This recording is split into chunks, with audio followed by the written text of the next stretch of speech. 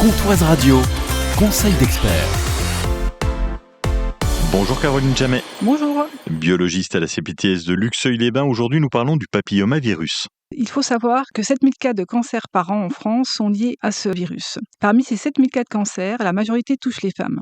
Mais il ne faut pas oublier que 30% de ces cancers liés au papillomavirus touchent aussi les hommes, avec des cancers de la sphère ORL, notamment le cancer de l'oropharynx ou de la sphère anogénitale.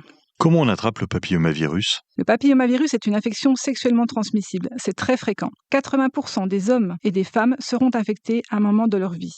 Le plus souvent, ces infections disparaissent naturellement, après quelques mois. Mais elles peuvent aussi persister et parfois évoluer vers des lésions de type verrue ou vers un cancer. Ce tableau est inquiétant, mais 2 moyens de prévention très efficaces existent. Le premier moyen concerne tous les enfants de 11 à 14 ans, filles et garçons, et repose sur la vaccination. La vaccination est vivement recommandée pour les filles et les garçons dès 11 ans et jusqu'à 14 ans. Un rattrapage est également possible pour les jeunes femmes et les jeunes hommes jusqu'à 26 ans révolus. Ce vaccin peut être réalisé par les médecins, les sages-femmes, les pharmaciens et les infirmiers.